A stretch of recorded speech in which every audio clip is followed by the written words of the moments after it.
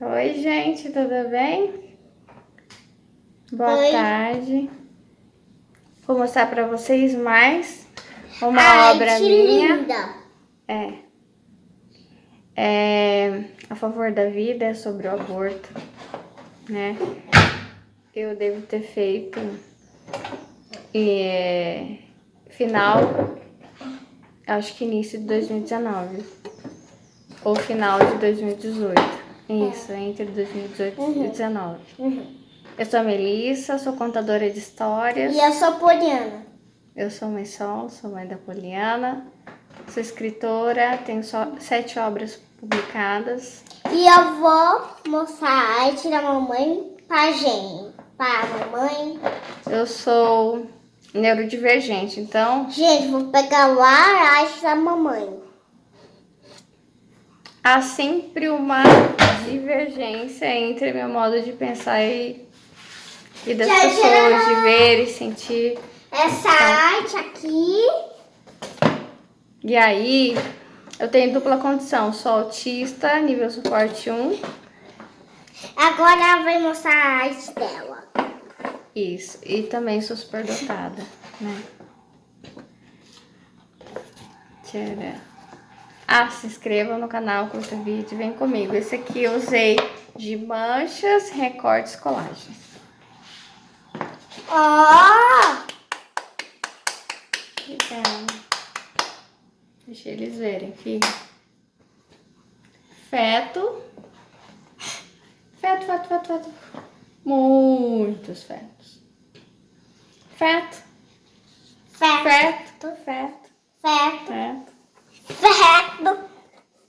Aqui são cruzes. De Jesus. São todos de Jesus, os fetos são todos dele. Aí nós temos a mancha. Acabei de falar para vocês. Falei da honra, né?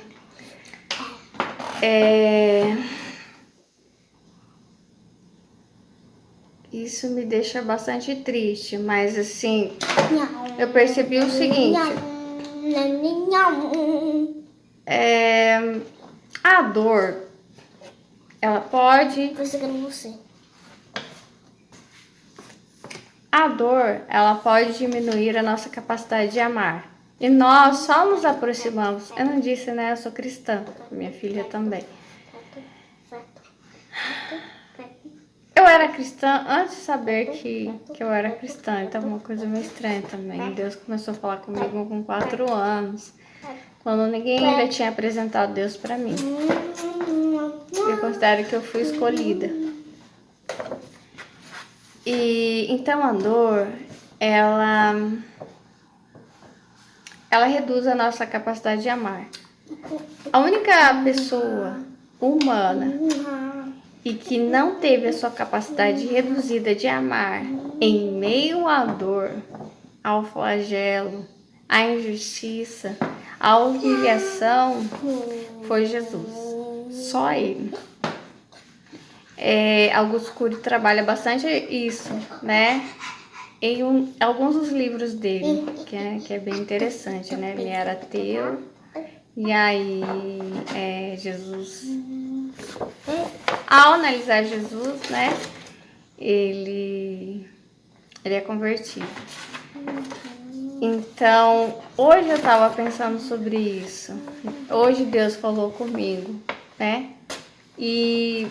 Mas muitas vezes, em meio a algumas crises existenciais minhas, algumas dores, limites, dilemas, dores que às vezes perduram por muito tempo, situações que eu já queria ter resolvido, incapacidades minhas, incompreensões minhas, conflitos em relação a alguns aspectos da minha vida, eu senti isso.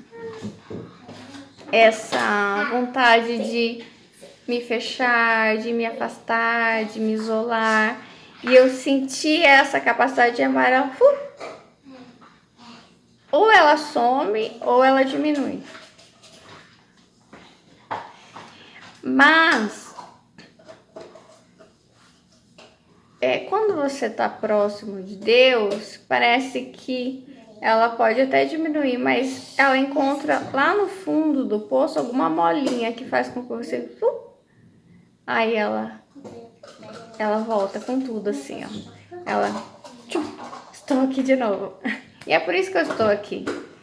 Entendeu? Não porque todas as coisas estejam resolvidas para mim. Inclusive, eu sou mãe solo, por quê? Porque eu fiquei grávida, eu não esperava, né? E o amor, ele não acontece no meio da perfeição. A gente entende isso. E no meio do processo da nossa vida, né? A gente tem que aprender a se amar mesmo quando a gente identifica que nós erramos, que nós falhamos, né? Ou que as pessoas erraram, que as pessoas falharam, que as pessoas estão errando e falhando conosco, ou que não estamos compreendendo o que está acontecendo, né? Então, Deus é amor, muito mais do que perfeição. E aí, eu tô construindo aqui como eu construo áudio com vocês. E Deus tá falando comigo. Qual a diferença de Deus e o inimigo? É o amor. Porque o inimigo, ele também é perfeito. É isso que eu entendi. O que é Lúcifer? Deus, o anjo, o Deus da escuridão, né? O que torna ele o Deus da escuridão? A falta de amor. Então, ele era o anjo da luz, o mais belo e perfeito. Então, ele era, sim, o dono da perfeição ali. Então, ele era muito semelhante a Deus. O que torna esse inimigo, esse Lúcifer, diferente? O amor. O que muitas vezes faz as pessoas abortarem ou serem cruéis eu quero perfeição e não amor. Às vezes você tem que escolher entre a perfeição e o amor. Escolha sempre o amor, né? E às vezes é isso que faz as pessoas cometerem um ato brutal contra si mesmas também, sabia? A gente já passou do Setembro Amarelo, inclusive eu tô de amarelo, né? Eu já passei por depressão. E eu tô de rosa! E eu tô de rosa! Eu quero entender tudo. Então, entre você querer entender tudo, a perfeição e o amor, escolha o amor. O amor por si, o amor pelo outro. Aí, eu não falei de duas figuras aqui. E eu vou falar sobre elas. Opa, deixa eu botar pra baixo. Oi. Mãe. Que é essa menina, ó, que eu trabalhei ela na Mancha, tá carregando o menininho. Ela, ó, tá desconstruída. E ela chora. Ela vem caminhando. E, ó, o menininho tá triste. Ele não chora, mas ele tá triste, ó. Ela é um feto abortado. E ele também. Eles são considerados manchas, né? Porque eles vieram. Eles mancharam a nossa perfeição. Por que ele veio? Ele manchou a minha perfeição.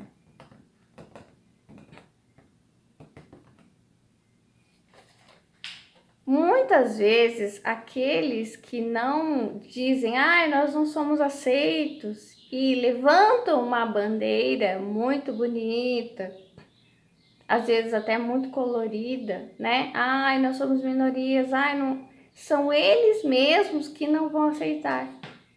Esses que vêm e dizem manchar a nossa honra.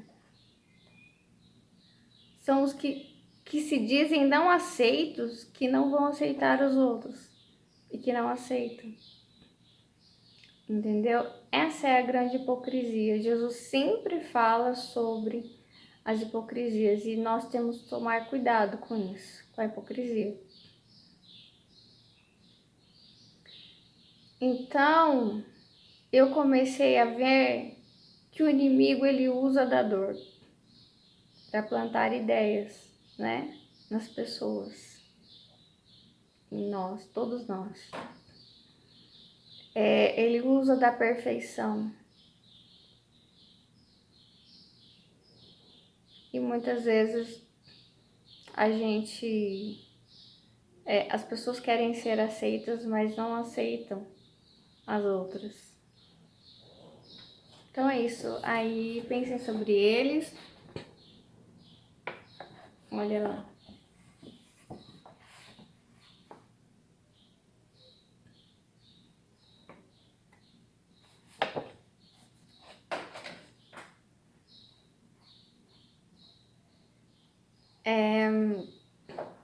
Eu queria terminar dizendo que uma das últimas construções que eu tive com Deus é o seguinte: nós não podemos convencer as pessoas através do discurso.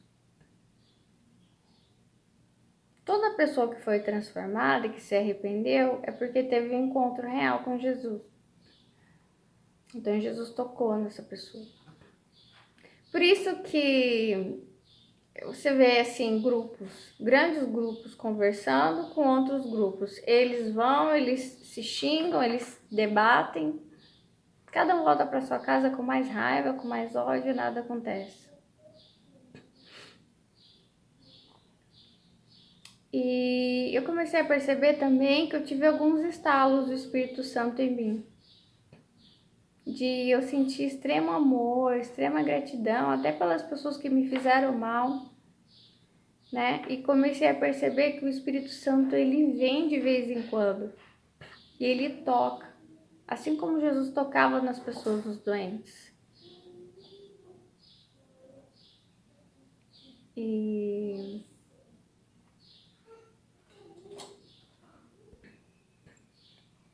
eu lembrei qual foi a minha última construção com o Espírito Santo. Eu pensei o seguinte: eu sempre dou isso de graça para vocês,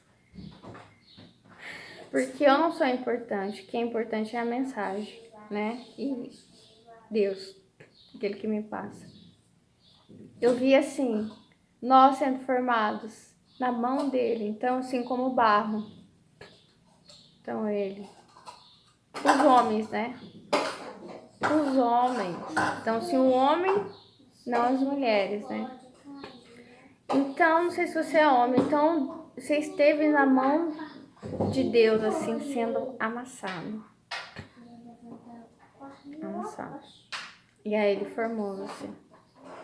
E aí depois ele vem com essa mão e agora sim ele vai me formar. E aí ele manda que esse homem durma, ele dormiu e agora sim ele vai me formar. Vai formar você, mulher. E aí ele põe a mão dentro desse homem que tá dormindo e tira uma costela. E aí, sou eu. Ele me forma de um pedaço desse homem. E aí eu pensei o seguinte: uau, foi a mão, foi o toque que me fez. Como é que eu posso me arrepender através de um discurso? Não é possível. Não é possível se Deus não tocar. Não é possível, né?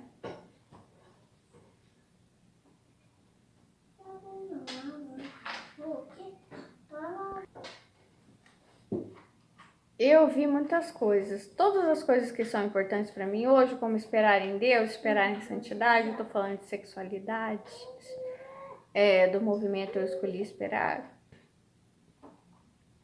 Só foi importante para mim porque Deus falou diretamente comigo. Porque Ele me tocou. Entendeu?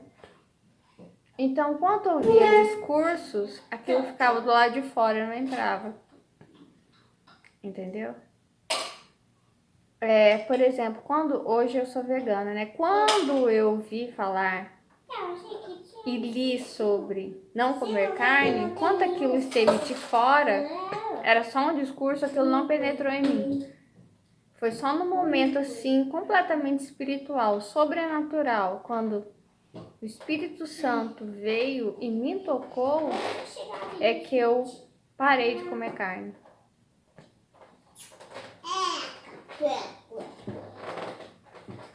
E para falar a verdade, muitas coisas também. Ó. Agora Deus tá me lembrando uma coisa, quer ver? Toda vez que eu tava com raiva de alguém, eu não orava pela pessoa, não. Eu não sabia isso. Então eu era como todas as outras pessoas. Quando tava com raiva de alguém ou magoada, o que eu fazia? Eu não amava meu inimigo, eu fazia fofoca, né? Eu falava. Então, às vezes eu falava, sim, fazia fofoca junto com outras pessoas. Deus tá me lembrando. Espírito Santo terrível, fofoqueiro, né? Espírito Santo me denunciando aqui. Então, enfim. E aí, de uns anos pra cá, que eu aprendi. Toda vez que eu tivesse com mágoa, com raiva, eu tinha que entregar isso, eu tinha que me ajoelhar, eu tinha que orar, né? E mesmo que eu tivesse que fazer isso todos os dias, pela mesma pessoa, sei lá. Ou várias vezes por dia, né? Perdoe 70 vezes 7.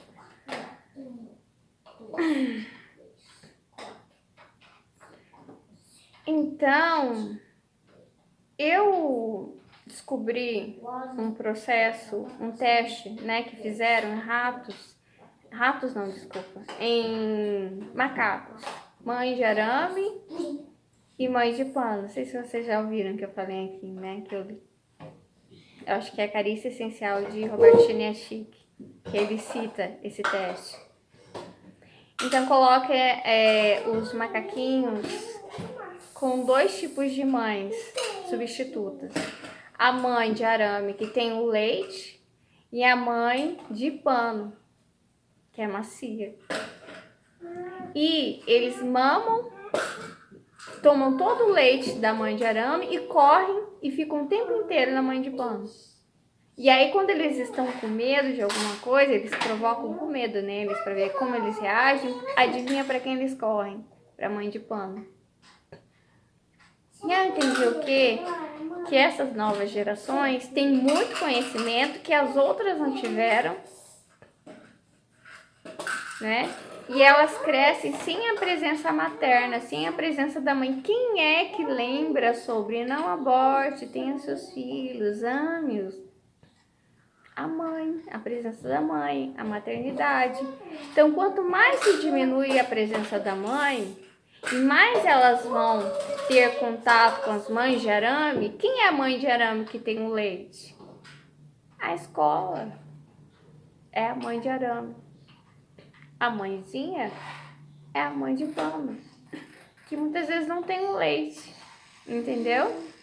Que muitas vezes não tem conhecimento, às vezes é até analfabeta. E eles vão procurar, então eles passam mais tempo com a mãe de arame e pouco, e vai diminuindo o contato, porque eles vão entrando mais cedo. E passam menos tempo com a mãe de pano. Por quê? Porque a mãe de pano tá cansada, né? Então, o conhecimento, ele dá um ar de honra e de perfeição. Sem amor, quem é esse? O inimigo. Então, Jesus dizia, vocês são filhos do diabo, né? E aí, na época em que Jesus vem, o judeu, ele era extremamente perfeccionista, religioso e cruel, né, com suas sentenças de morte. E Jesus, isso aqui é o quê? Sentença de morte. Você manchou minha honra. Muitas vezes, por exemplo, se a gente for falar de estuprador, né, porque não tem sentença de morte no Brasil, esse homem, às vezes ele nem vai ser encontrado. Ele vai viver a vida normal dele. Então, se o ódio eu entendo como uma energia, ele precisa ir para algum lugar. E ele precisa culpar alguém. Jesus foi condenado inocente. Alguém precisa ser condenado. E esse condenado é o feto. Essa raiva, esse ódio, alguém tem que morrer. Se o pai não morre, morre o filho. Entendeu? Só que ele não é filho dele só, é filho dela também. E como eu sou mestiça, comecei a entender que o estuprador estava dentro de mim, né? Por exemplo, o homem branco que veio da Europa e estuprou as indígenas, os africanos, está dentro de mim também, né? Que essa ancestralidade, quando ele vem, tá no meu DNA, tá no seu. O DNA do conquistador, né, que ia de terra em terra, conquistando e estuprando as mulheres conquistadas, também está no meu sangue, está no seu também. Então nós também não merecemos viver. E eu comecei a ver o aborto também como que o aborto é isso. Ele é um suicídio involuntário. Muitas vezes é a morte de uma pessoa que tem toda a capacidade para viver 100 anos, mais de 100 anos, né? Então é isso. Só que com o tempo, como essas gerações elas têm menos contato com a maternidade, o instinto ele vai diminuindo. E é o instinto materno que faz ver que o feto e a prole é importante, que não pode ser sacrificado. É o instinto materno que vê que a mãe é sempre o passado e o feto é sempre o futuro. A mãe nunca é o futuro. Eu sou o passado, a minha filha é o futuro. E os filhos dela, os meus netos, fetos, serão sempre o futuro. Que os fetos dos fetos serão o futuro. Entendeu? Assim como o fruto aponta para o futuro e a flor para o passado. Então a mãe sempre se sacrifica pelo filho. E aí tem uma fotografia que ela ganhou premiação por esses anos. Nossa, acho ela linda. Que é a onça levando a macaca morta na boca. E o filhotinho pendurado na mãe. E aquela foto, ela só foi possível porque essa macaca sabe que ela nasceu para se sacrificar pela prole, entendeu? E foi o que ela fez até o final da, né? Pela vida desse filhote, entende? E quando a gente reverte isso, quando a gente desvia os rios, desvia a natureza, aí as coisas podem ficar bem perigosas, bem estranhas, sabe? Porque eu entendo, comecei a entender que a naturalidade era a nossa primeira religião. Então, assim, todas as informações estavam dentro de nós. O que comer, o que fazer, o que não fazer. Isso antes da queda, antes do início da cadeia alimentar, quando todos nós éramos herbívoros, vegetarianos, todos nós éramos puros, não havia violência no jardim. Enfim, essa visão pode parecer um pouco ingênua, né? Porque eu sou autista, mas Deus é isso, é pureza, é amor. E a perfeição, ela só é perfeita quando ela age para salvar, para curar, né? E quem tem que compreender tudo é Deus. Tchau, Deus abençoe. Tchau!